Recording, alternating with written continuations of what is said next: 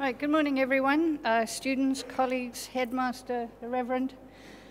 For those of you who don't know me, I'm Dr. MacDonald. I teach biology and math studies in the IB, in the small IB of this really big school.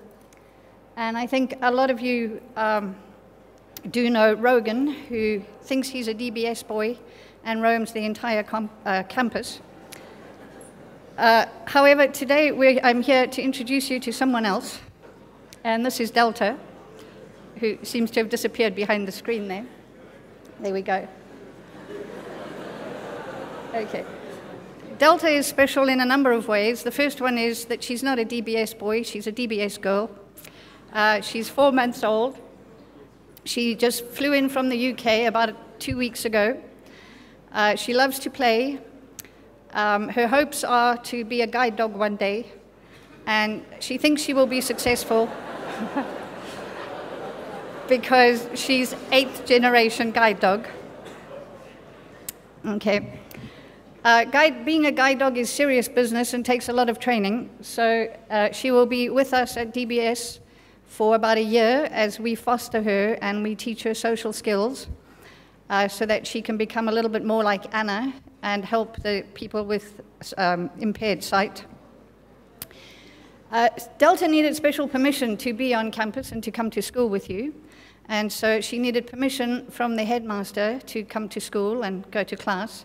And she needed permission from Mr. Wu to join the IB. Okay, she too needs to wear a uniform. And so she wears her special jacket that tells people that she is a guide dog in training. And so she's very much in the public eye. And you can come up and talk to her if you like. You can pat her. She needs to get used to all those kinds of things. And I'll tell you in a minute things that she needs to learn and things that you can help her learn as fostering her at DBS.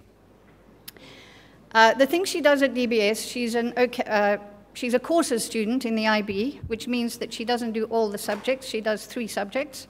So she does grade 11 and grade 12 biology, and she does grade 11 math studies. And similar to a lot of my students, she does really well at sleeping through biology. And she's pretty restless and battles to focus during math studies. Okay, but she does have a lot to learn. She's still very young. And some of the rules that she needs to obey is to always wear her jacket in public, to be on her best behavior, which can be a little difficult. One of the things that you can help her with is she may never eat human food. She has really good quality dog food, and she shouldn't eat human food so that she doesn't develop a taste for it, and then as a guide dog will go towards food instead of guide her owner, because the owner doesn't necessarily always want to go towards food.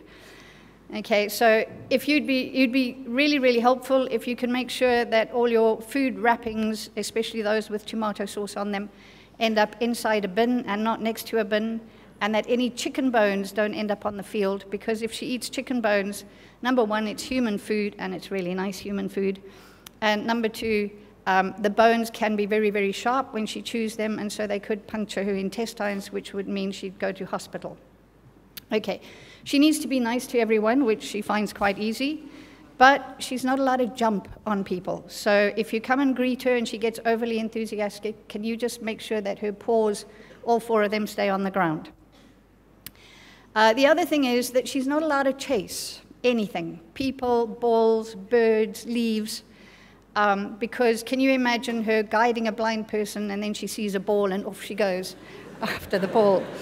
Okay, so as long as we never teach her to chase, she'll probably ignore balls when she does see them. And so I'd like to ask you that if you are playing or running and she starts chasing you, to please stand still, that she doesn't chase you. And if you have a ball with you and she starts chasing the ball, to please pick up the ball just for a little while until I can get her away and focused on something else. Okay. She also has a lot to teach. One of her roles as being a puppy and being fostered here at DBS is to share information about the Hong Kong Guide Dog Association and what it does, and people will come and explain more to you. To help you build up an understanding for disabled people and how to assist the disabled people, for everyone to develop tolerance and having them. She's going to be on public transport. Not only her, we have other guide dogs in Hong Kong and puppies. She's going to be in restaurants, she's going to be in shopping centers, and for people to become tolerant of that and understanding, and also know how to treat working dogs. Okay, so she'd like you to help her to pass her training. Not every guide dog puppy manages to become a guide dog. It's a lot of hard work and it's special training, and some of them fail. So it's up to all of us to help her do her best. And I'd like to ask you with help. And she will see you on campus, hopefully. Thank you.